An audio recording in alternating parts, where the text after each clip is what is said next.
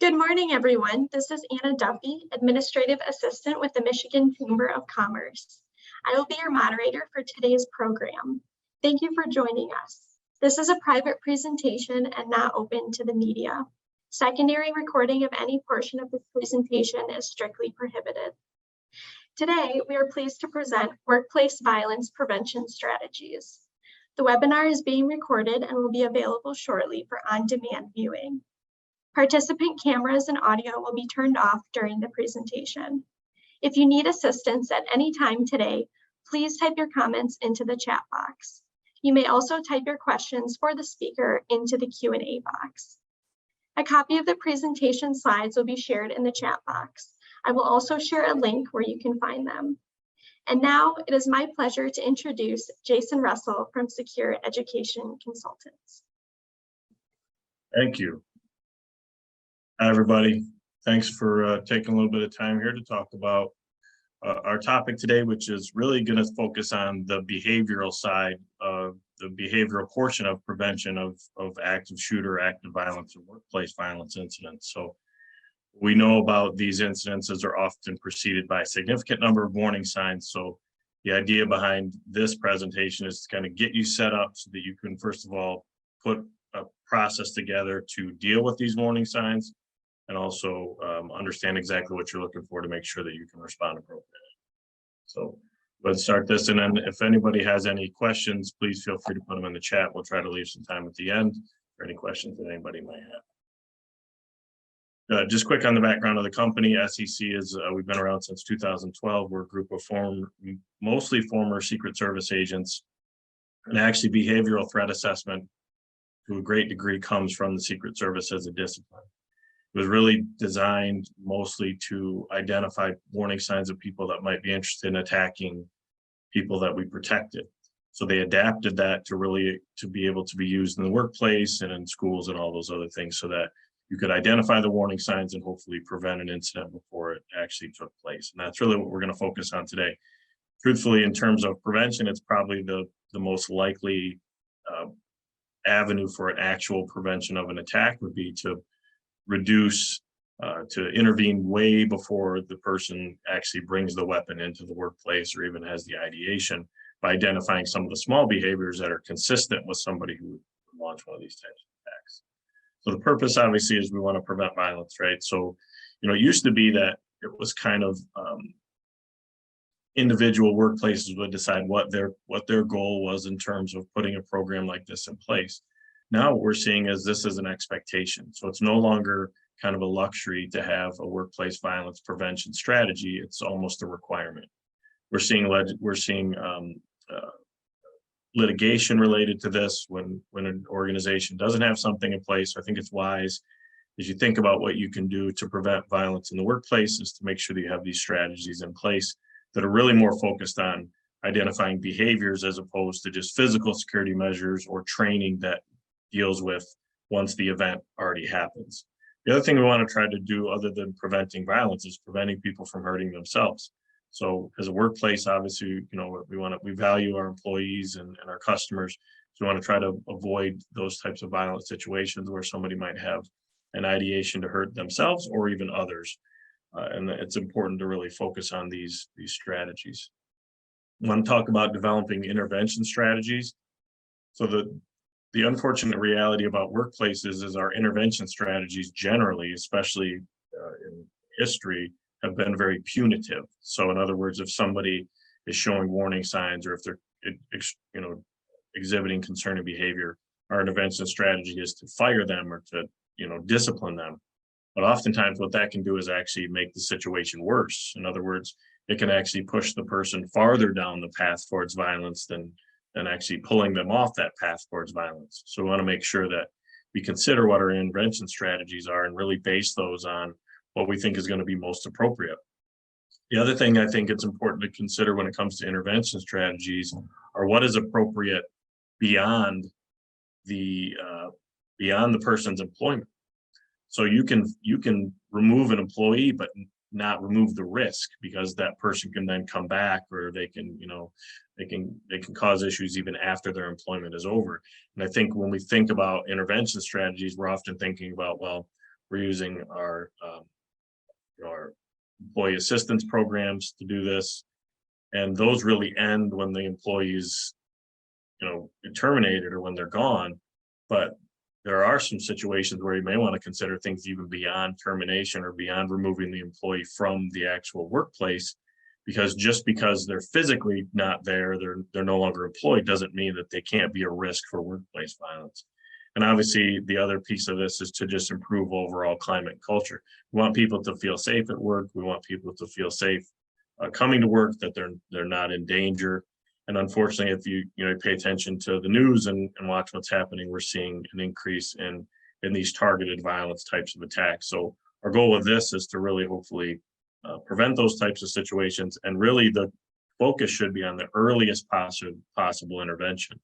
So as soon as we see an employee starting to exhibit warning signs, starting to exhibit behaviors that should be concerning to us, we need to try to intervene, hopefully in a less punitive manner, so that we can actually intervene and prevent something from happening.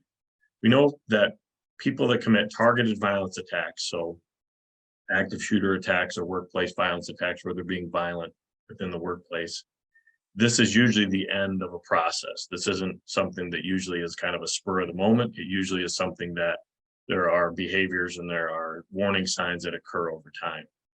We also know that a layered approach is the best approach. So we spend a lot of time at SCC assessing workplaces, assessing, different various types of workplaces. And really what we're looking for when we're doing an assessment is how layered is the approach to prevention of violence and prevention of, any other negative situation that you could have within that environment. So we're looking at the physical security, we're looking at the policies and procedures. And a big part of it is we're looking for, when it comes to workplace violence, we're looking for what do they have in place to identify, report, and then investigate any potential concerns. Now, the good thing is, in most places, it doesn't come up every day. It may be once a year, maybe once every 10 years. But when you do have that employee that is causing some concern, you do need to have a process in place. And that process needs to be documented. It needs to be very consistent, and it needs to be thorough.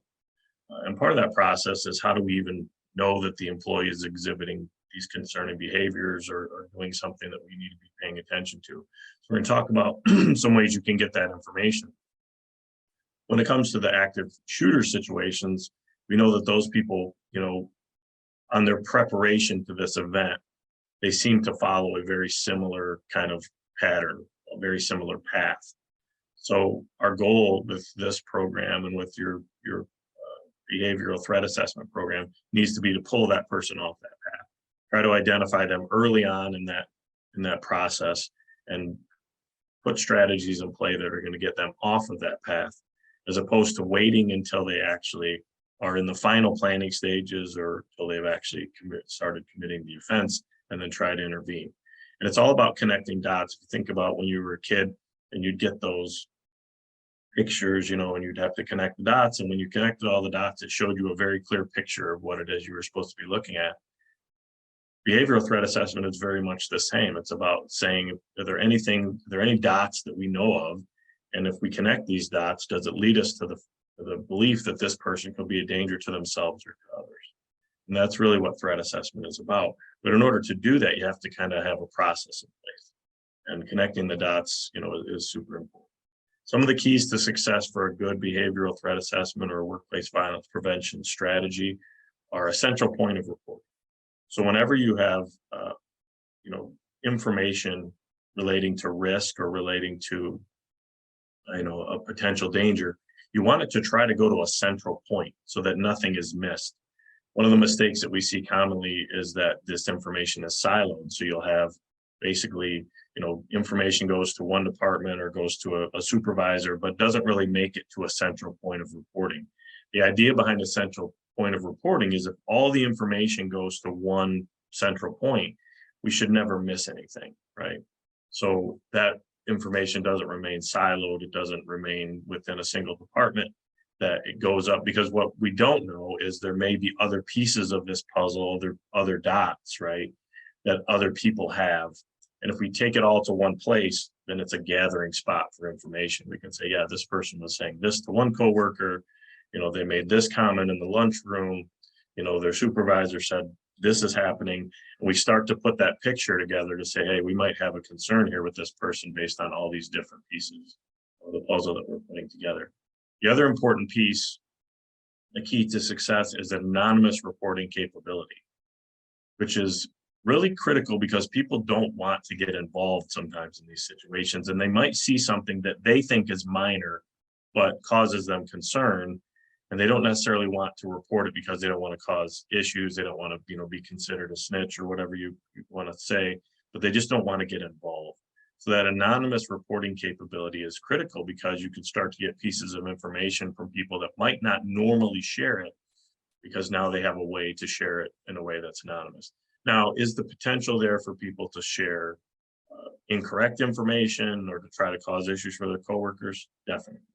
Well, what we see more consistent is those will be spurious data points. In other words, if somebody makes a complaint about an employee, but you don't have any other information on that employee coming from anywhere else, then you may have a false report, or you may have somebody who's just trying to cause issues.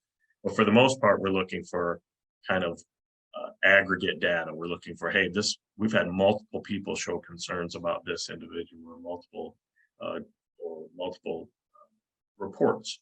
The other thing that anonymous reporting does is it allows somebody to report a concern that might be external. So what I mean by that, and we see a lot of this in our clients, is what we call domestic spillover, which is the concern isn't of one of their coworkers, it's from somebody outside the organization that might come to the organization.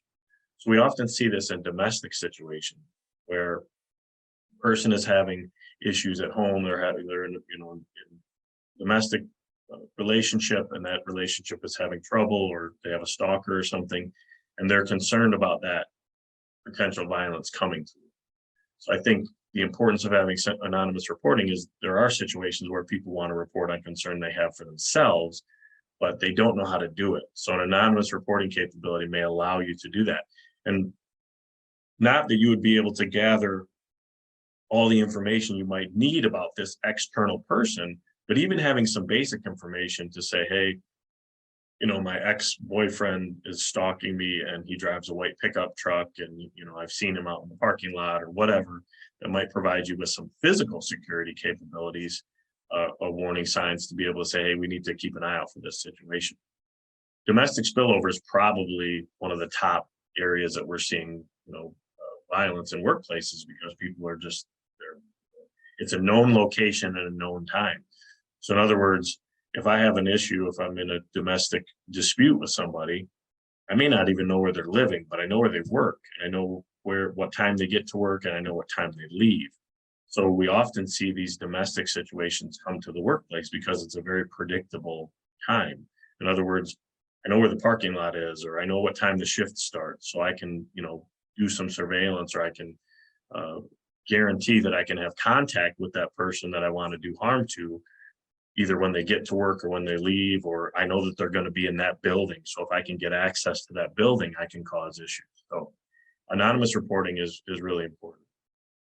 Following a consistent process. The science it's not new, but it's evolving all the time. And what it really is it's about predicting behavior. But it's about predicting behavior based on what we know from previous behaviors. So in other words, when we look at targeted violence or active violence in workplaces overall, we see that there are fairly consistent things that happen before one of these attacks.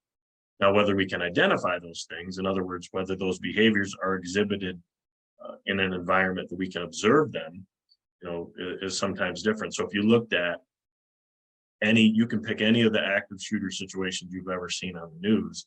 If you look back in that person's background, you're going to see some concerning behaviors. Now, the difference between being able to prevent an attack and not being able to prevent an attack is, were we able to observe those behaviors? So in other words, were they occurring in a place that they could be observed and they could be gathered? If they're just occurring out in the world, it's hard to gather that information into one central point. But if they're occurring sometimes within the workplace, then we have an opportunity to hopefully gather that information and then do something about it. And when I say do something about it, I'm not just talking about discipline. I think one of the mistakes that we make is we always assume that our intervention strategies have to be punitive, and many times those can actually backfire. And a focus on early intervention, which really allows us to have more therapeutic and maybe less punitive intervention strategies with an employee or with a person that allow them to hopefully get off that path to violence prior to committing an attack. So the research shows that, there's some fairly consistent behaviors or fairly consistent, elements that exist within these people's backgrounds. The motives often include some type of notoriety seeking, but most often the motive is vengeance. So getting back, getting back at somebody or an organization for perceived harm, some type of grievance, and then copycats, which is somebody seeing what somebody else did and then doing the same thing. I mean, there's a lot of notoriety that goes along with these types of events, and that's often a driving force for these people, is because it makes them, it makes them famous. And the vengeance part is just, I want to get back at you, either you the boss, you the spouse, you the coworker, because I believe that you've done something to me. Oftentimes we see these people are socially isolated, they have anger issues, they've experienced a recent real or perceived hardship. So this in a workplace can be, hey, I got fired, or I got passed over for a promotion, or I got disciplined, or I had financial issues, or I got divorced, or you broke up with me. All these things can be kind of a recent real or perceived kind of hardship. We often see they've had a loss of some type of status, relationship, or perceived humiliation or rejection. This is a pretty big one in the workplace, because we see a lot of times it's their stalking behavior with these people, that they're maybe fixated on a coworker, or they're fixated on a particular type of situation. So some type of humiliation or rejection. I didn't get the promotion, or I got in trouble in front of everybody, or whatever it is. I got fired, I got terminated. We often see, and especially nowadays, we're seeing this concept we call combat conditioning, which is basically a lot of the content, video games, violent content that we see is really desensitizing people to violence. Most people, excuse me, most human beings kind of have an invisible barrier that prevents them from committing violence on another person. And it's kind of a natural barrier that exists, and generally will only be violent with another person if we're forced to. We have that fight or flight reaction, fight, flight, or freeze reaction. But there are some people that don't have that barrier. And then there are some people in society that we need to get rid of that barrier for society to function. So in other words, soldiers, police officers, and some certain types of jobs, we need them to sometimes, under the right circumstances and under some rules, we may need them to be violent, right? We need our soldiers maybe to be violent in war. We need our police officers to might have to use deadly force in a situation. But because that's not natural, we have to train that into their brain. In other words, we have to overcome that natural apprehension of a human being to be violent with another human being. And the way we do that is by this process we call combat conditioning, which is we train them to it. We train them, when you're a police officer and you're shooting at targets, you're often shooting at a target that looks like a person. In modern day training, you're actually training in virtual environments. So not only does the target look like a person, but it reacts like a person when you shoot at it or whatever. If you think about the video games and the content that is really popular nowadays, and this used to be just with juveniles for the most part, but now we're seeing it much more into adulthood. It's very much the same thing. It's combat conditioning. It's desensitizing to violence, and it's really training people. So we see that as a fairly significant issue. And if you look at a lot of the people that commit attacks, you'll see that they participate in these types of content. Doesn't mean that's the only problem, nor am I saying by any means that is the sole cause, but it is, I think, a contributing factor. Development of some recent or long-standing grievance. So they're, once again, in the workplace, they're upset about something, right? They're having a consistent issue with a coworker, and there's interpersonal conflict. They're acquiring weapons. We see this often right before an attack, because they're trying to get as many weapons as possible. And this certainly isn't a Second Amendment issue. This is just merely about they're trying to get access to weapons. The weapon is often the tool needed to commit the offense, and that's kind of we see right before an attack. We'll often see an escalation in target practice or weapons training right before an event. So they're going to the range, they're shooting. If you look at a lot of the most recent ones, you'll see, documented evidence of that they went to buy as many rounds as they could before. They went to see if they could get more guns. They were spending more time at the shooting range. Interest in explosives or improvised explosive devices. So we see a lot of times that they're interested in things that involve violence, whether it be bombs, shootings, whatever it might be. And then often we see this interest or fascination with previous mass shootings. So we see them and sometimes researching or looking at, what has been done in the past. This isn't as common in the kind of single interpersonal workplace violence shooting where I'm upset at my boss. But in the larger situations where you have somebody coming in and trying to get multiple victims, oftentimes we'll see that interest exists. Some of the behaviors that you would see, and I think it's important to understand I don't know what I'm looking for, how do I know what to report? And I would, prior to kind of going through this, I want to make sure that you have a picture that any one of these single behaviors by itself may not be a concern. But what we're looking for, what we're finding is these behaviors in aggregate. So when we see multiple of these behaviors or some of the more concerning ones, that's when we probably have more of a concern.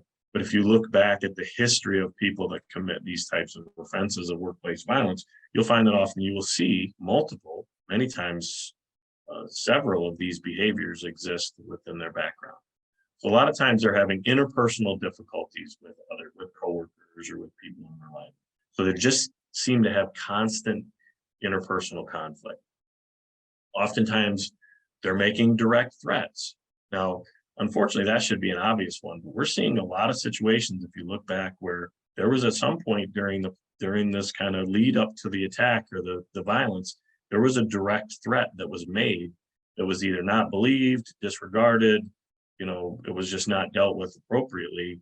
And that one is a big one. When it comes to litigation and things like that, if somebody makes a direct threat and you're not doing anything about it, if there's a violent act, you're really in a situation where you're probably looking at some significant liability. There was a researcher named Mary O'Toole that had this concept she called injustice collectors. And you see this often in the workplace. An injustice collector is somebody who, no matter what happens in their life or in their environment, it's never their fault. It's always, somebody's trying to get me, or they don't like me, or it's always any failings or any problems that they have are always, external forces are putting them upon them. So they're never taking responsibility for their own, issues. They're often experiencing some type of personal life stress. They're going through something stressful. Divorce, job, once again, obviously losing your job is fairly stressful. In a workplace, often these people are overreact to changes. So any minor change in a policy or in a procedure or anything, they kind of have a severe reaction to it. Obsession or interest in previous attacks. Now, once again, this isn't always something we see in the smaller incidents. Maybe just, hey, it's a domestic situation and I'm just targeting my ex-partner. But sometimes it's in the larger shootings where I'm targeting multiple people. I have that obsession or interest in previous attacks. We're seeing them often be paranoid, depressed, or suicidal, anger issues, access to weapons. The weapon in a workplace violence incident is the tool needed to commit the offense. So we see, obviously, these people have some access to weapons. Evidence of some type of radicalization. So we used to see this this is diminished in the last 5 years, but we were seeing a little bit of this in the mid 2010 range, where we were seeing kind of those homegrown terrorists who, you had a situation in Santa Barbara or out west where there was a guy, came at a Christmas party and him and his wife, there was a terrorist situation. Gathering of weapons and ammo. So somebody who's, trying to get as many guns as they can. Increased target practice. So they're now practicing. Recent real or perceived loss. So once again, job, spouse, relationship, something has happened recently. History of stalking or harassment. So once again, big in the workplace, somebody who's stalking coworkers, harassing coworkers, they're showing this weird interest towards other people. Grooming changes, so somebody who's kind of stopped taking care of themselves. Isolation, which is somebody who's kind of just not participating within the group, or they're kind of off themselves, they're the loner. And then what we call leakage or veiled threats, which is they don't make a direct threat, they don't say exactly what they're going to do, but they make some statements that lead you to believe they might be planning something. That could be something like, hey, you might want to not come to work tomorrow because something big's going to happen. That would be leakage, right? I didn't say what I'm going to do, but it's a weird statement that might lead somebody to believe that, hey, maybe he's planning to do something. Those are some of the behaviors, and those would be the ones you'd want to focus on. And once again, generally, we're seeing these behaviors, we're seeing multiple of them. We're not just seeing one. So in other words, merely having access to weapons doesn't mean anything, right? But if I had access to weapons, if I was making some veiled threats, if I had just been, suspended, I'd been stalking coworkers, okay, now we have a little bit more of a concern. So what do we do within our workplace to kind of deal with these? The first thing you really should do is develop a team who will deal with these types of situations. Multidisciplined teams tend to work the best. Generally, what we see in workplaces, you're going to have an HR person, you're going to have some type of a supervisor, right, of some sort, and then, a third team member, whether it's a security person, if you have security, or some other person. You don't want a single person making a decision on, hey, I think this could be a potential threat or not. And a lot of times that's what we're doing, is it's just the HR person who's kind of making these decisions. You really want to have a couple people look at this situation and maybe even pull in an outside expert to say, hey, should we be concerned? Now, because these situations don't happen very often, I think it is important to understand you may need some help with these. When you do have a serious one, you may need help, not only on, hey, is this person a threat, but what do we do security-wise to kind of deal with this, or what do we do intervention-wise to kind of deal with this so that it doesn't move to an attack? Obviously, designate a leader, and a lot of times that's going to be your HR person, or if you have a psychologist or a counselor or something on staff, they probably may be involved in that process. You want to agree on a process and procedures. There's readily available free, threat assessment procedures. The National Threat Assessment Center, NTAC, which is the Secret Service and other organizations have come together to kind of develop a good process for this. There's readily available free procedures that you can kind of follow to say, here's what we do. And then determine how much you're going to meet. Probably only going to meet when there's an issue, but occasionally you might every couple of years meet to make sure that everybody's, that you've looked at the most recent research. There's always new research happening on these attacks to make sure that you're kind of on top of what the most latest and greatest is in terms of how you need to proceed. Define what concerning behavior is, and really it should be based on those behaviors we talked about before, like when should we start getting involved in this process? So really determine what your intervention threshold is, which is, hey, if this person is stalking somebody, this person is making kind of veiled threats, like when do we kind of trigger this process?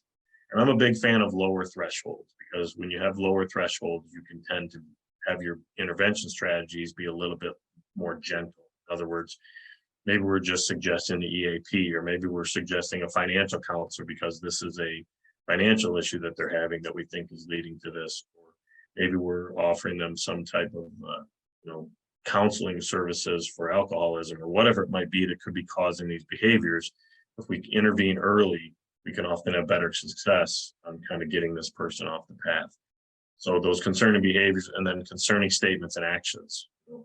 And that's why those reporting capabilities are so important, because we have to find out about them, right? And if nobody knows what they're looking for, if I don't know what one of the pieces of the puzzle even looks like, then how do I know if I found one? So figuring out a way that you can kind of train people, and obviously that isn't, it takes a little bit of time and effort to do, but even some really basic online training can help people say, okay, here's what I should be paying attention to. If my coworker says this, I need to let somebody know.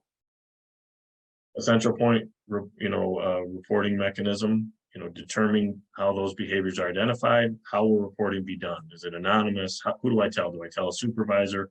Most places when we are doing assessments and we're talking through this process, we're saying, okay, tell me how it's happening. They're saying, well, yeah, it goes to the supervisor and then they bring it to us, or it's usually informal, which is fine, but you want to make sure you're not missing anything. So that central point of reporting is extremely important.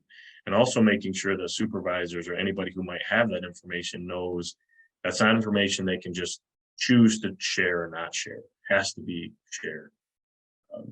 Sources of concerning behavior, which are going to be employees, there might be,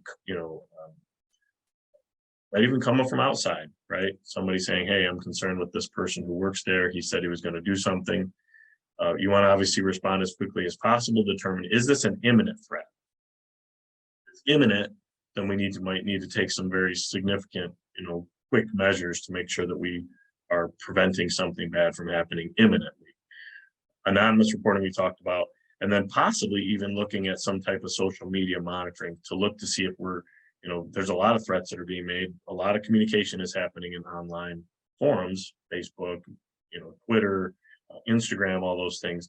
So do we need to be paying attention to those? And there are some ways that you can open source, so not breaking into anybody's accounts. You can look for concerning behavior. So it's not just accepting it. You may get some concerning behaviors and you may say, hey, maybe we need to look deeper into this person to see if there's anything else.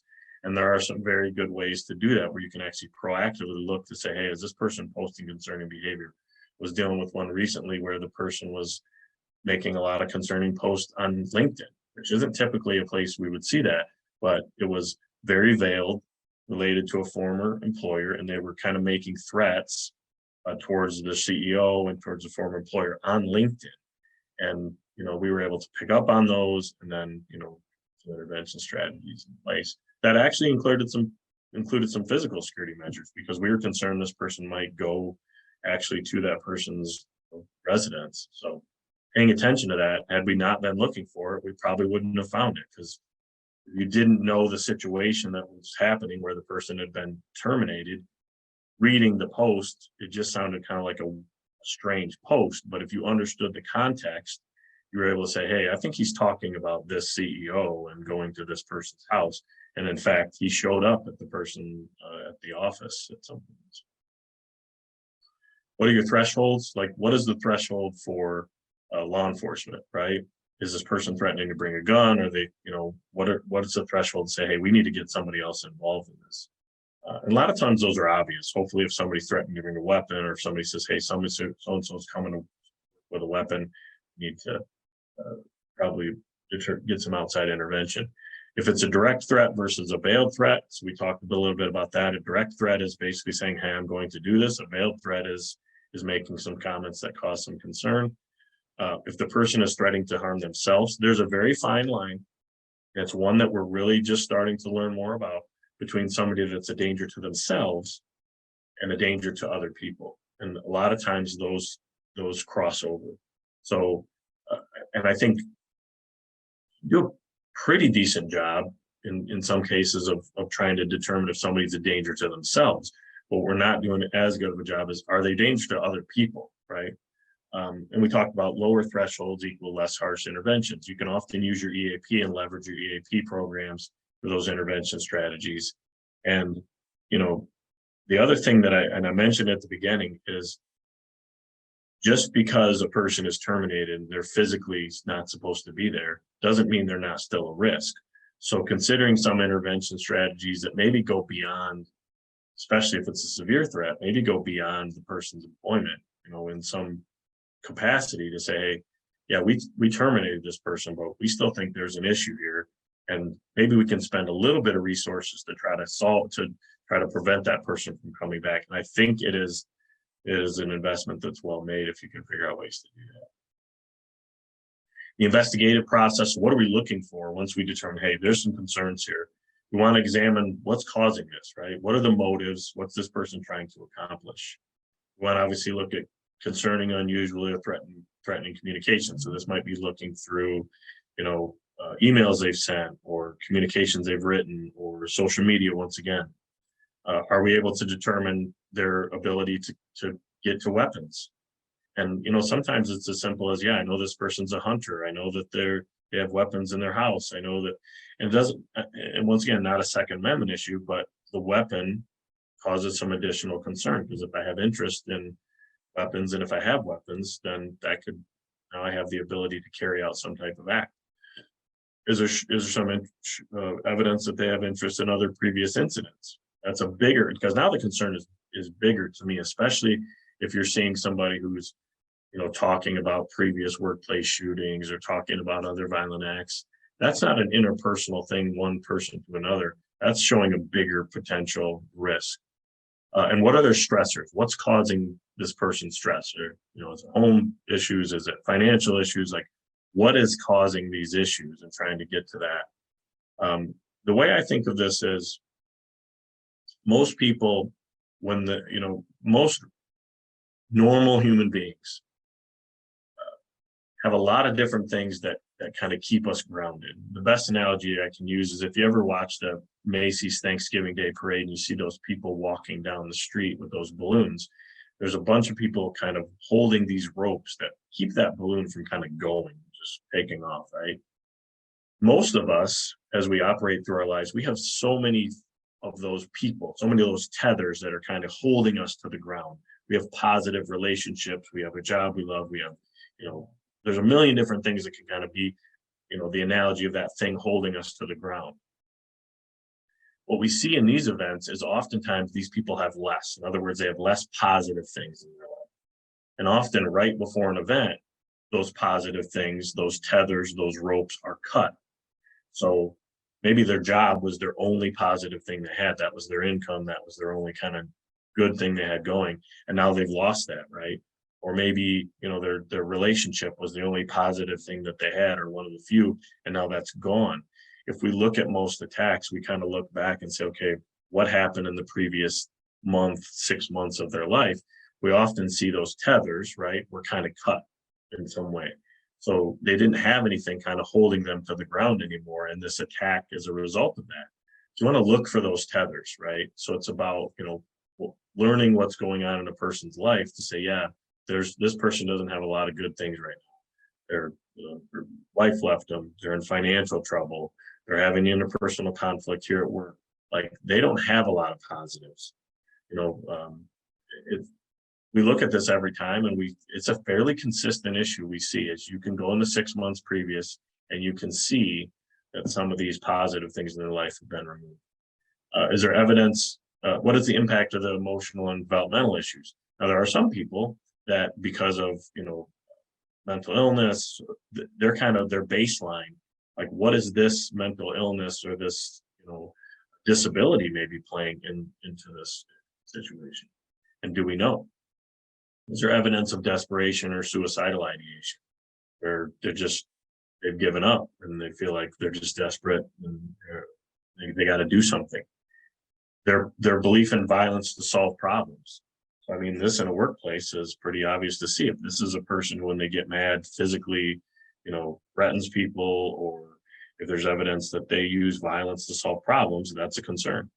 Are other people concerned about this person's behavior? So as you start asking questions, are you hearing, yeah, I'm worried because he said A, B, or C? And then lastly, the capacity to carry out the attack, which is, do they have the ability to do this? If they wanted to, if all the other things existed, would they have the capability to actually do this? Do they have the weapon? Do they have the physical capability?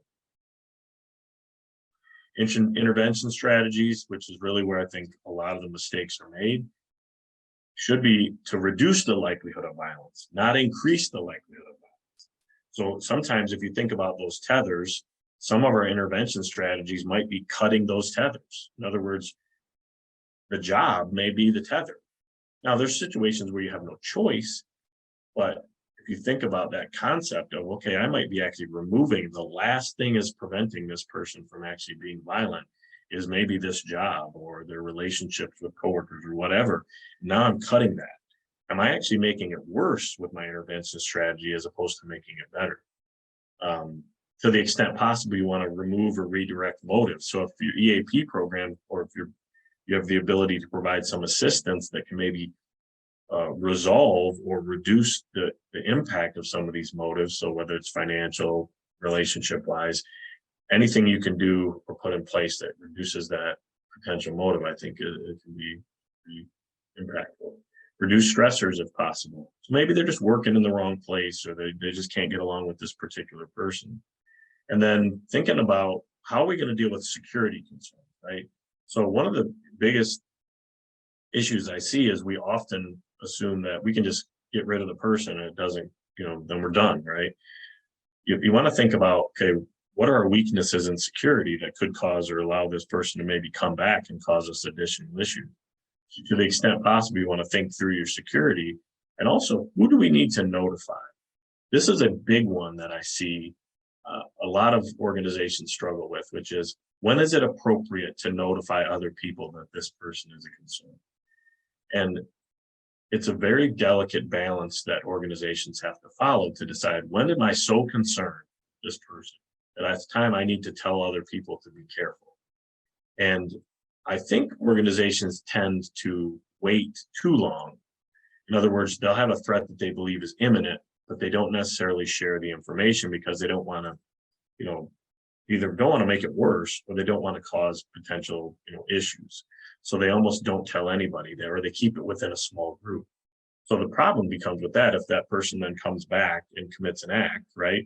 Or a very practical application for that is you've terminated a person, you've taken their access control, but nobody knows that they've been terminated or that they're concerned. And they come back and they're knocking at an exterior door, and a coworker sees them and says, "Oh, there's Mike. I'm going to let Mike in." And now Mike goes in and commits a violent act. Well, the issue is going to be, okay, if you knew Mike was a danger, why wouldn't you tell people to not let Mike in? Or why would you let people know that Mike's a danger? And this comes up often in litigation where people say, well, yeah, the supervisors knew, but they didn't tell anybody. That's a very delicate balance that organizations have to walk to determine when is it appropriate to let other people know that, hey, we have a concern with this person and you need to keep an eye out for them, or you need to let us know if they come, or you need to, whatever it may be. So that one is a very tough, it's one that I deal with on a weekly basis with clients to say, okay, might be getting into a situation here where notification is appropriate, and depending on the concern, it may need to be wide notification. It may need to be, telling everybody, hey, we got to, if you see so-and-so on the property, you need to contact the police. Training, I think to the extent possible, I think you want to try to train people as much as you can. And I understand that those opportunities are limited, but certainly the staff that are involved in your threat assessment process should be trained in that. And once again, it's not going to come up very often. So I don't want you to think that this is a whole, like, oh my gosh, we got to add all this stuff. It really isn't. It could be very simple, but you need to have some type of process in place. Sorry, I said students there, but coworkers should be made aware of behaviors of concern and how to report. So other people within the workplace should know, what am I looking for? We need to train people on early intervention signs. And then, as I said at the beginning, this is the most likely opportunity for prevention that we see. Really is important to understand that just waiting and putting physical security features in place, I think is not the complete solution. We need to put these preventative measures in place. I know that there's a bigger focus on this, and there's a lot of resources out there that are very that are good, a lot of trainings that are good, a lot of opportunities for people to put these things in place. I want to go ahead and pull up the chat here. Don't jump off yet. I'm going to try to see if there's any questions here in the chat.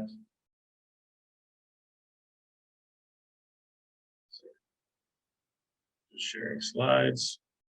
So, all right. Well, if anybody has any questions, you can feel free to come off mute and ask. We'll give a minute or two for that, and then I'll turn it back over to Amy to close out the program. So go ahead and give you a couple minutes there. If you'd like to ask a question, please come off mute. You can ask your question. And then if we don't hear anything, Amy, I'll let you go ahead and take it over and close out the session. All right, Amy, didn't hear any questions there. Why don't we go ahead and have you jump in and go ahead and close this out for us. Okay. Thank you, Jason, for your time and expertise today. And thank you to the audience for your participation. The handout, survey, and certificate are now available on the webinar registration site. The recording of this webinar will be available shortly as well. Please find our upcoming programs at webinars.michamber.com. Today's program is copyright 2022 by Michigan Chamber of Commerce with all rights reserved. Have a great day.